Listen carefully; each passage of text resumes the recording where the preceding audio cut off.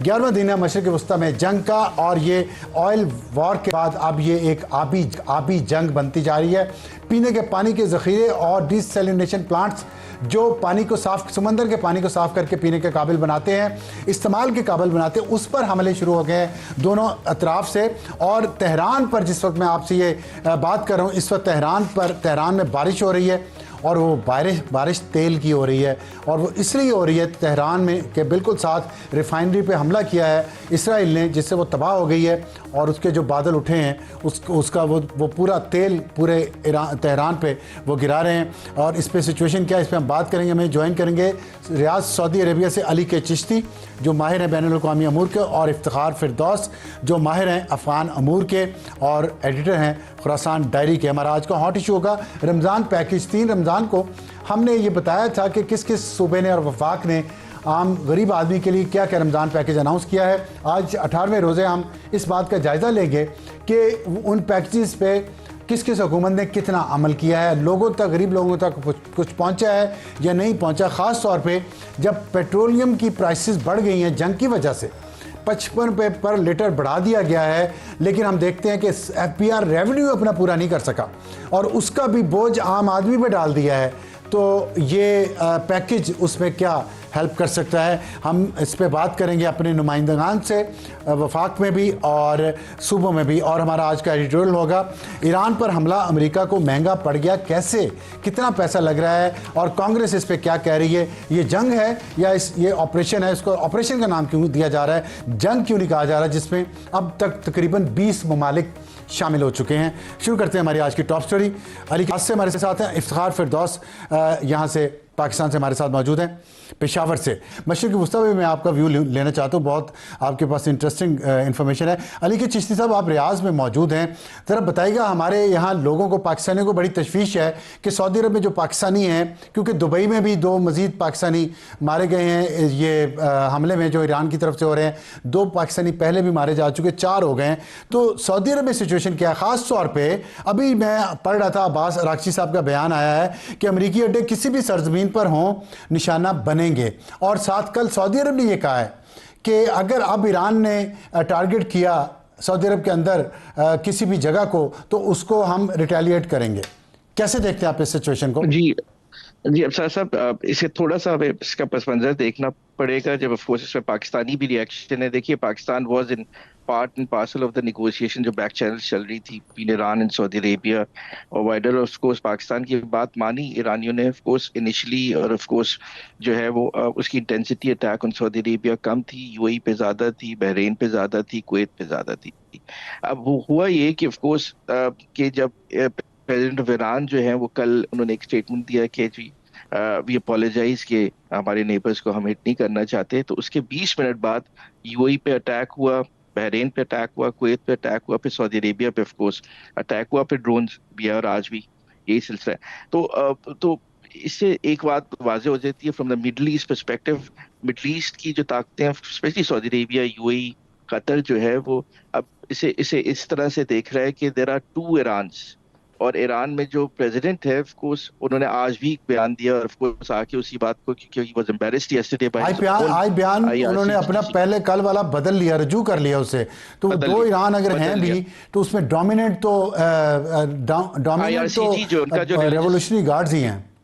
Ji, revolutionary guard has taken over जी Iran, और of course जो ईरानियन जो इलेक्टेड गवर्नमेंट है वो एक अलहदा खड़ी है, और उस पे अब पाकिस्तान को आपने देखा कि फील्ड मार्शल साहब जो थे was in Riyadh meeting with Prince Khalid, और ऑफ कोर्स जो मैसेज था जो सऊदियों का और पाकिस्तान की तो अंडरस्टैंडिंग है, ऑफ कोर्स हमारा स्ट्रेटेजिक डिफेंस एग्रीमेंट है साथ, और ऑफ कोर्स उस पर पाकिस्तान ने कंप्लाइंस शुरू कर दिया है ना। मेरी अंडरस्टैंडिंग है ऑलरेडी पाकिस्तान की कुछ फोर्सेस हैं सऊदी अरेबिया में टू डिफेंड सऊदी अरेबिया। अब ऑफ कोर्स पाकिस्तान के लिए और रीजन के लिए एक बड़ी चीज ये हुई है कि सऊदी अरेबिया ने जब ईरान ने जब अटैक किया as a military strategy Middle East पे और गल्फ ऑफ होर्मुज को कर लिया, तो अब उनके पास एक लेवरेज पावर आ चुका है। जब निगोशिएशंस में बैठेंगे तो अब बात ये नहीं होगी कि रिजीम चेंज करें, बात ये होगी कि मिडल ईस्ट पे अटैक।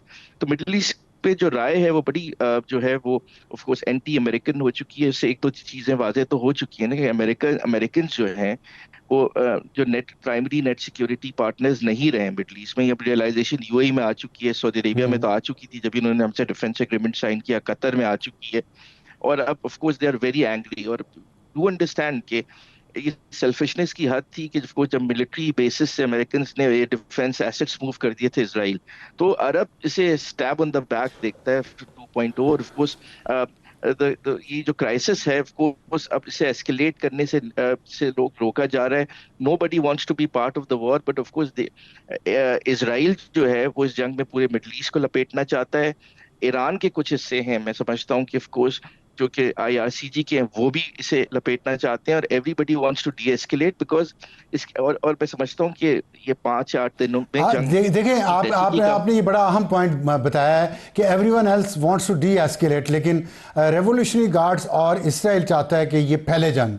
तो इस वक्त कमांड तो उन्हीं दोनों के हाथ में है। इसराइल ने तो ट्रंप को भी काबू किया हुआ है और ट्रंप की मजाल नहीं है, हिम्मत नहीं है कि वो हिल जाए। तो फिर आप इस सिचुएशन को आगे कॉम्प्लिकेटेड होते हुए देख रहे हैं। आप तो मुझे जो आप साउंड कर रहे हैं बड़े ऑप्टिमिस्टिक साउंड कर रहे हैं, which I want to hear as well, लेकिन रियलिटीज जरा थोड़ी सी डिफरेंट नहीं है ग्राउंड पे।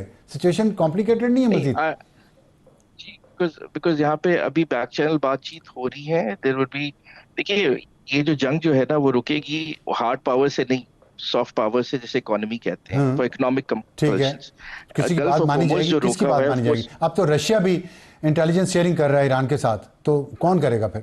रशियन सब कूद पड़े हैं ऑफ कोर्स। तो उसमें जो है जो ऑयल प्राइसेस बढ़ेंगी, देखिए वी नीड टू अंडरस्टैंड कि जो ऑयल है जो 90-95 डॉलर का पहुंच गया है, अगर इससे बढ़ा तो अमेरिकन की इकोनॉमी तबाह होगी। ईरान खुद अंडर प्रेशर है। और जो यूएई में आपको जो उसने हमले किए इंटेंसिटी, आज बैलिस्टिक मिसाइल्स फायर किए ऑफ कोर्स उन्होंने ड्रोन्स के साथ, तो डू अंडरस्टैंड कि यूएई में पूरी ईरान की ब्लैक इकोनॉमी फंड होती है, वहां पे बैंकिंग चैनल्स हैं वो उसने रोक दिए हैं।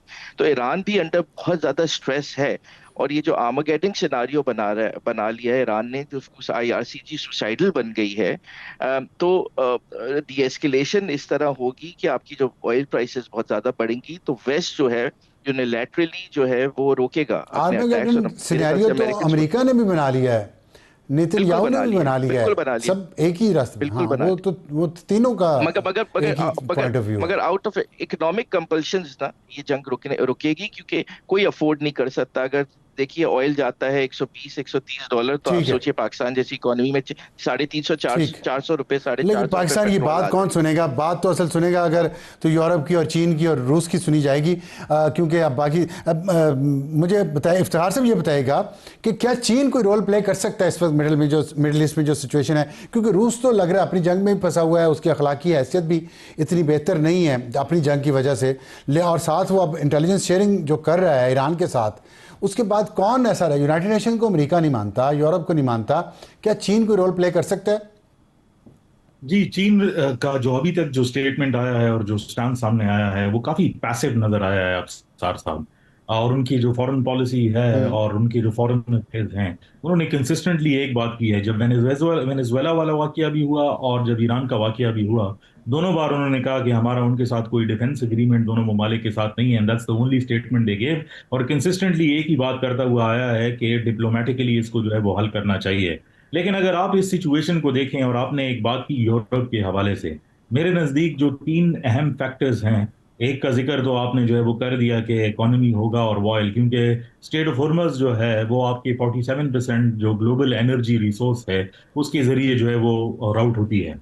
और कल से जो हम मैसेजिंग देख रहे हैं उसमें अगर हुसीज जो यमन से हैं, उन्होंने भी वो भी इस जंग में कूदने के लिए जो है वो तैयार हैं। तो जो बाबुल मंदब अगर जो है वो बंद हो जाता है, जो एक ऑल्टरनेट रूट रहा है हुर्मुज से ऑयल पहुंचाने के लिए, so it's going to be a major energy crisis in the world. सिर्फ ऑयल नहीं है बल्कि यूरोप के अंदर ऑब्वियसली एलएनजी और एलपीजी जैसे जो है पेट्रोलियम प्रोडक्ट्स, उनकी भी जो है वो किल्लत जो है वो महसूस होने लग जाएगी। और हम तो ऑलरेडी जो है वो अफेक्टेड हैं, फ्यूल प्राइसेस का जिक्र भी आपने किया। लेकिन इंपॉर्टेंटली दो ऐसे फैक्टर्स हैं जिनको अभी तक जो है मैंने देखा नहीं कि लोग डिस्कस कर रहे हैं। एक तो यूरोपियन फैक्टर, क्योंकि ये जो अली जो बात कर रहे हैं वो इम्पोर्टेंट इसलिए है क्योंकि बातचीत जो है वो होगी, और बहुत सारे ऑब्जर्वर्स, डिप्लोमैट्स और जो हमारे फ्रेंडली ममालिक हैं, अगर उनका एनालिसिस भी हम देखें तो उसके अंदर यही बात सामने आती है कि ये जंग किसी वक्त तक रुकेगी। और उसके दो मेजर फैक्टर्स हैं, एक ये कि इकोनॉमिक, और दूसरा ये कि जो जंग लड़ी जा रही है, डिस्पाइट द फैक्ट कि यूएस और इसराइल के साथ अपना आर्सेनल जो है वो बहुत ठीक। ज्यादा है, लेकिन वो ईरानियन इकोसिस्टम के अंदर जो है वो लड़ रहे हैं, तो दोनों को रिप्लेनिशमेंट की जरूरत पड़ेगी ठीक। ताकि वो आर्सेनल जो है उसको जो है इम्प्रूव कर सके। और तीसरा जो है इंपॉर्टेंट फैक्टर है वो ठीक। ऑब्वियसली पॉपुलेशन डायनामिक्स का है, जिसमें बहरीन और पाकिस्तान जो है वो स्टैंड आउट करते हैं शिया पॉपुलेशन के एतबार अच्छा, से। ब्रीफली बता दीजिएगा, अफगानिस्तान के इशू पे भी चीन ने कोई मीटिंग की है? चीन के सफीर ने वहाँ पे अफगानिस्तान में मुल्ला मुत्तकी से, वो कोई ब्रेक थ्रू हो जी सकता है वहाँ पे? जी, तो वो मैं बहुत क्लियरली आपको जो है अफसार साहब बता दूं, जितने जराये से चाइना में बात हुई है या पाकिस्तान के अंदर बात हुई है, स्पेशल एडवाइजर थे जो आज उधर अफगानिस्तान में जो उनके एक्टिंग फॉरेन मिनिस्टर है मुत्तकी साहब, उनसे उन्होंने मुलाकात की और उसमें वही रिवायती स्टेटमेंट है, और वो कल या परसों जो है वो अच्छा। इस्लामाबाद में होंगे और उनका पैगाम जो है वो लेकर आ रहे हैं। इम्पोर्टेंटली ये है कि ठीक। ठीक पाकिस्तान है। के स्टैंड के अंदर जो है 5 पॉइंट्स हैं, जिसके अंदर वो बात जो है वो जरूरी है कि इस बार उन्होंने ये बात की है कि ना सिर्फ जो है वो तालिबान जो पाकिस्तानी हैं उस साइड पर जो पाकिस्तान को टारगेट कर रहे हैं उनके खिलाफ एक्शन लेना होगा, बल्कि उनको पाकिस्तान की हैंड ओवर भी करना है। तो मसला जो सारी बात का है वो ये है कि जो पाकिस्तान का पॉइंट है वो तालिबान मानेंगे या नहीं, वही उसका डी एस्केलेशन होगा, इसके बगैर मुझे कोई बाहर का रास्ता ठीक है। नजर नहीं आता।